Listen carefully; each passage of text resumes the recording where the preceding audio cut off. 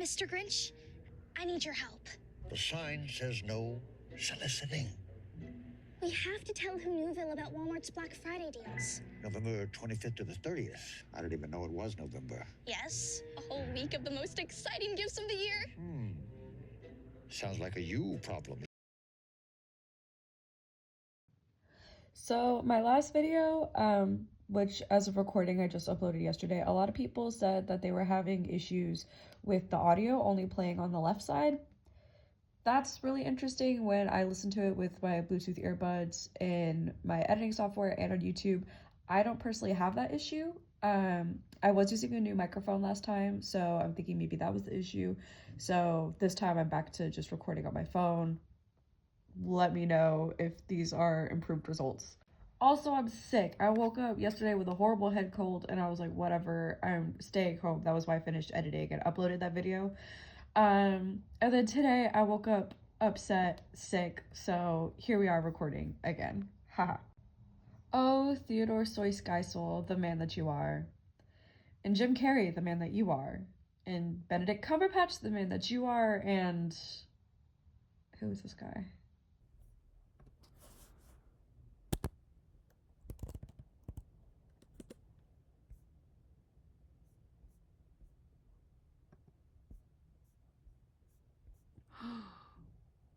Walton Goggins. Okay, I did not realize that the ghoul, I didn't realize that was the ghoul or like Baby Billy under all that, and now I'm even more disappointed. What the heck?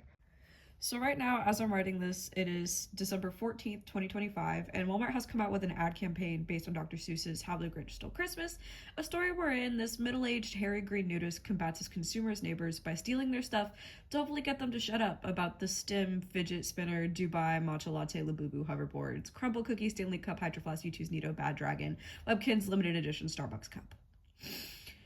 But alas, the mean green man is proven wrong. The Who's down the hill are not capitalist pig dogs, but rather are happy to spread Christmas cheer through love and fellowship, sans the garbage. Once the Grinch sees this, he's inspired by their light and love and happily returns the stolen gifts to the Who's and joins in on the celebrations, having learned the true meaning of Christmas. How beautiful. Also, Dr. Seuss is actually pronounced Seuss, but for the rest of the video, I'm going to be sticking to the popular pronunciation. So yeah. In 1966, celebrated cartoonist Chuck Jones, who was primarily known for his work on Looney Tunes as well as Tom and Jerry, would bring the character of the Grinch to life for the small screen. MGM's TV animation division would produce the short film to debut on CBS in 1966, with Thurl Ravenscroft, Thurl Ravenscroft producing the iconic song we all know and love, and Boris Karloff of Frankenstein fame, supplying the voice of both the titular Grinch as well as the narrator. The animated short was generally well received by critics, but it was nothing explosive. One critic, a Mr. Rick Dubrow, said, quote, "I can't see why anyone would dislike it," end quote, which is not stellar, but I can't disagree. This wasn't Jones's and Seuss's first time working together, as they had previously collaborated on producing a series of shorts for enlisted audiences during World War II, Private Snafu. Snafu itself is a bit of an inside joke, standing for Situation Normal, All Fouled Up, or, like the uncensored version. I'm gonna let you guess what that is. A known piece of military slang. Each episode functioned as a kind of training tape wherein Private Snafu would do nearly everything wrong in order to help cement protocols surrounding things like secrecy, propriety, sanitation, booby traps, and even disease control. The goal was to help enlisted men who might have low literacy skills better understand training, as well as provide a little something to improve morale. The shorts themselves were comedic and very adult-oriented, making the shorts one of the military's favorites. Most episodes are publicly available now, but according to Wikipedia, there were actually classified materials before being declassified following the war. Dr. Seuss would serve as a writer and Chuck Jones as director. If it's surprising that an author like Dr. Seuss would collaborate with the United States military, then you should really look into Dr. Seuss's portfolio. Before he was a children's author, he was a notable political cartoonist, and he actually used a very Grinch-like design to represent the Axis powers before he wrote The Grinch. So that just goes to show you what he thinks the face of evil is, like a mean cat guy. If that's news to you, I'd recommend looking into Seuss's work beyond children's books. Solar Sands has a really great video on his personal works that I really enjoy, and I've even had the pleasure of seeing a few of these in person. And of course, Seuss is a man of another era, and he's definitely produced some works that would not fly today, so viewers beware. Anyways, the short was a hit with younger audiences, and by short, I mean How the Grinch Stole Christmas. Not Private Snafu, that is not for children. But it was able to accrue popularity over the course of multiple decades as it would re-air annually on CBS and other channels, as well as being released onto the home video market throughout the 90s and 80s. Multiple re-releases throughout that time. This would continue through the 2000s before dying down in late 2010s and 2020s as physical media fell from popularity. I myself grew up with a Grinch DVD, but mine included an animated Horton Hears a Who, which is interesting not only because it features Who's, tiny creatures who live on a speck, like the Who's from the Grinch, but also in that the character of Horton, or at least his design, was also featured in a now infamous political cartoon where he represents the GOP. I just think that's interesting. And, okay, again, because I can't stop, this might be a weird aside, but let me say this of his cartoons. I might actually do an entire video exclusively on this topic. But Seuss was intensely against the isolationist politics of America surrounding the Second World War, and he was a staunch critic of the anti-Semitism seen at home and abroad. He did launch attacks against the Japanese American community following the attacks on Pearl Harbor, allowing them to get lumped in with his ideas of how to deal with the Axis powers, which at the time did include Japan. Following the war, he expressed a great deal of regret about the caricatures he produced, which intentionally dehumanize and mocks people, Japanese people at home and abroad. The overarching slogan of the book Horton Hears a Who, quote, "A person is a person, no matter how small," end quote, is meant to be a kind of apology for the caricatures he had previously used to demonize Japanese people. So, I don't know if that earns him forgiveness, but it's there. What were we talking about? Oh, the ghoul, yeah, okay. So the 2000 live-action film starring Jim Carrey is where I, as someone who was not alive in the previous century, see a change in the way that people saw the Grinch. In this film, we get a backstory for the Grinch, notably retconning the existence of the Grinch's mother. It's like, okay, goodbye, Mama Grump. Mama Grimp. Goodbye, Mama Grinch, I guess. Oh my god. We do, however, get these two, forever roommates, so, maybe that's an upgrade, but that's not for me to say. So yeah, in this movie, this world of Who's is ballooned into this massive, immersive, bustling city, complete with a gargantuan consumer-driven economy and a corrupt mayor. This Whoville really has it all. So the Grinch still lives in a cave at the top of Mount Crumpet, though we learn that he used to live among the Who's despite being mercilessly bullied for being green, and presumably for his amazing power to read the Grimoire. This Grinch ruins his first Christmas after being publicly humiliated by this guy, and then ruins his next Christmas after being publicly humiliated by this guy. So whose fault is it really? Anyways, I actually really enjoyed this movie. It was obviously made with a lot of care, and I think you can really feel it even after seeing it 100 times. The makeup is perfect. The costume design is so rich. It's stunning. The sets, the props, the physicality, everything is just brilliant. And of course, everyone knows how amazing of a performance Jim Carrey gives, but every character just has this great cartoonish quality that I haven't really seen in many other works outside of Pennywise from It. So maybe that'll be the next epic rap battle of history, the Grinch versus Pennywise. Anyways, the movie expands on the story in a way that doesn't feel overly intrusive, and I think this is because it's just kind of its own thing, and that's where we start to lose the plot a bit. Literally. So this film, despite having spawned a commercial empire, has an extremely anti-consumerist message. And they play on it a bit in the movie, with that Rudolph moment where the Grinch, outright damns the commercialism of the holiday industry. And that's kind of the point of this whole speech in town, right? Everyone's so eager to give and receive that they falsely attribute their joy to the act of receiving rather than, the love or whatever. The thesis statement for every Grinch film is, quote, "Maybe Christmas, he thought, doesn't come from a stall. Maybe Christmas, perhaps." Oh my god, did you hear that? I think my neighbor just fell. Okay, whatever. The point is, you can't buy happiness. Okay, that's beautiful. Right? It's a great moral to have, okay? Why then do we have this?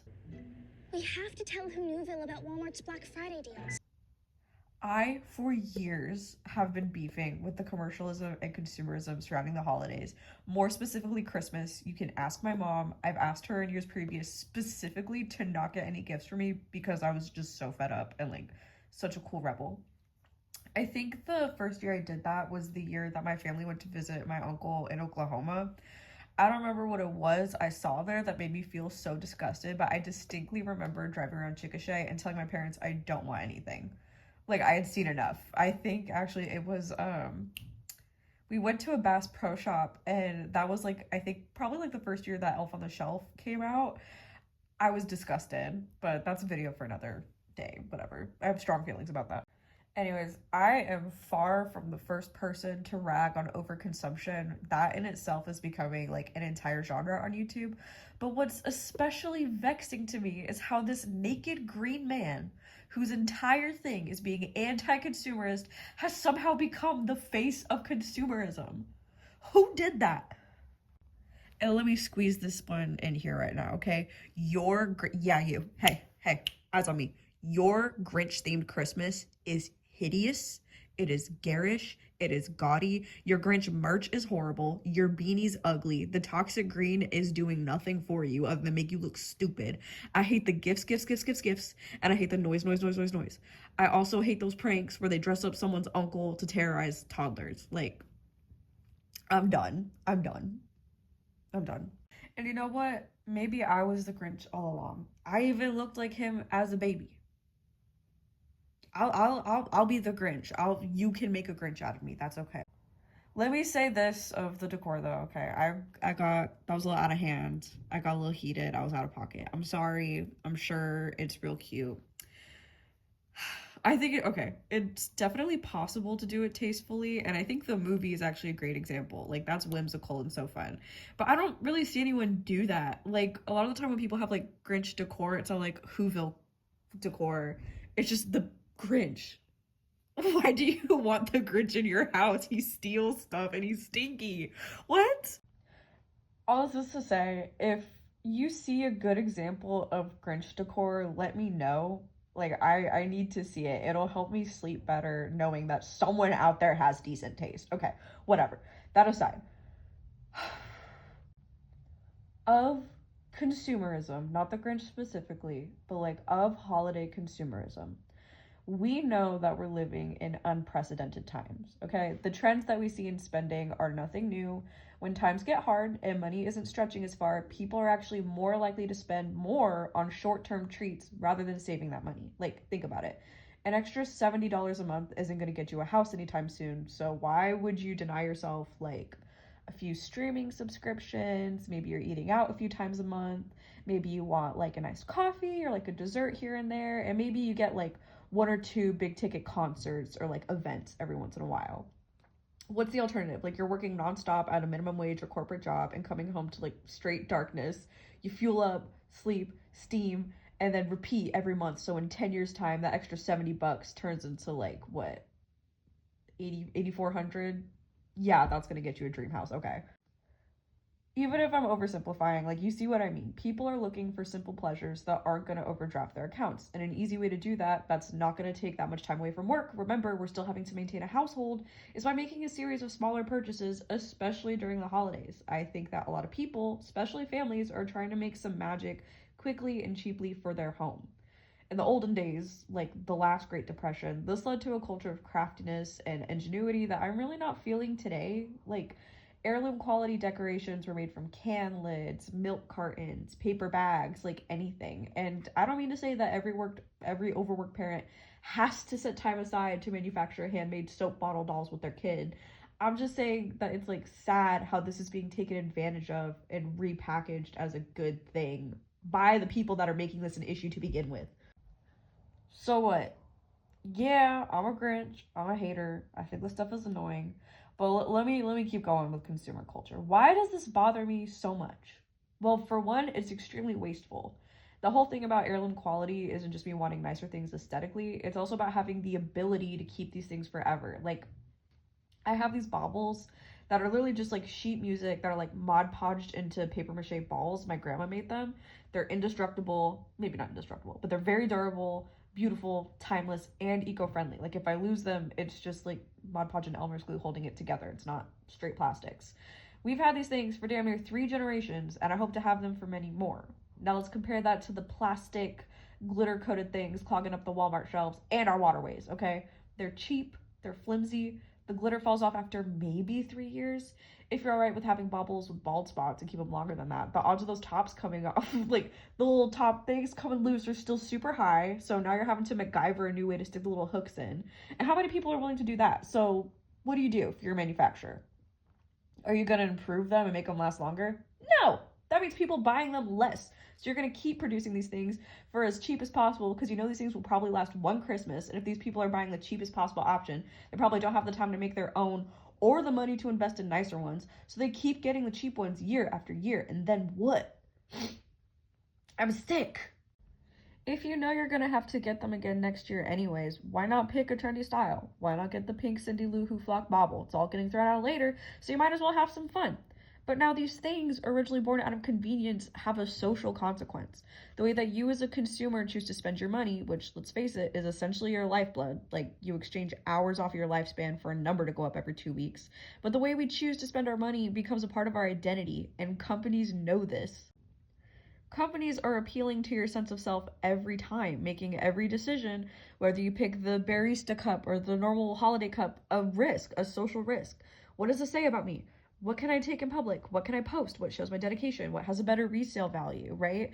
And it's not a critique of the consumer itself, as easy as that would be. Like, yeah, Stanley Cups are crazy. But it's the market that facilitates this. They're making charlatans out of normal people. That's crazy. How does buying stuff make someone a charlatan? It's when people try to sell the concept of buying to other consumers that really rubs me the wrong way. Like, holiday hauls, the format, the free advertising just like really gets me when they're like, run, don't walk to get them, barista, Dubai Muju, stop, shut up. I get it. We're trying to survive. Everyone needs to hustle somehow. But this is becoming corporate cannibalism. So what? I'm a Grinch who hates fun. I woke up with a head cold and decided to work on this instead of my essay on the dispossessed. And actually, now that I say that out loud, I'm realizing that the dispossessed is actually about, like, being extremely anti-consumerist and proprietarian. Oh my god. Oh, I'm being conditioned by university. I went to school university and they dyed my hair blue and made me woke. Anyways, in essence, the co-opting of a figure that is probably the most anti-consumerist creature ever for the sake of pushing the grope. Oh, someone's fighting. Okay, let me finish this. For the sake of pushing gross consumerist sentiments, I should say, that we are currently entrenched in is just so shady. So yeah, that's a really baby Billy move to pull Alton, taking the Grinch's name in vain. And this is ugly. It's ugly.